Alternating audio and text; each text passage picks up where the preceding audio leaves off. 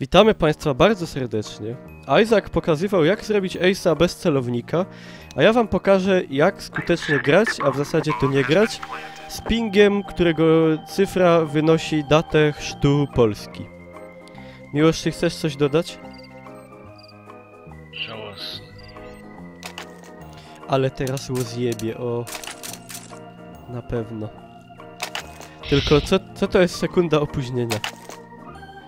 Sekunda to jest nic. Jak splunąć, jak stryknąć palcem. O, w ogóle mi to nie przeszkadza, że wdupiam się w ściany i... W ogóle. Ani trochę mi to nie wadzi. Dam se radę. Kurwa. Poradza. A. No. Nie umiem trafić w drzwi. Kurwa. Ja nie mogę. O! Co? Ja byłem na bananie przed chwilą. Jak? Ej, co się dzieje? Ja mam jakieś... Ja mam bilokację jak ojciec Pio chyba. Ej, ja na bananie jest... Jak ja się mogę... Nie mogę, zażygam się zaraz z tego. Nie no... Nie. O, w kanałach był... Kurwa, teraz w apartamentach. Ej, ja całą mapę...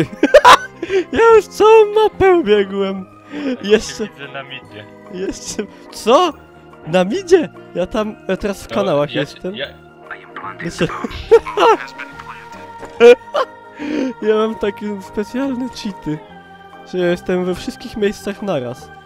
A teraz tu strzelaj, tu. Ja pierdolę! Co to broń robi?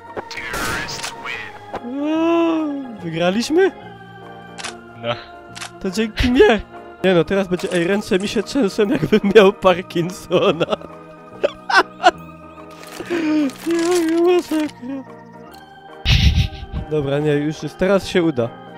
Teraz się uda, no, tylko mi się mapa nie zdąża wczytywać, to ja nie mam gdzie iść.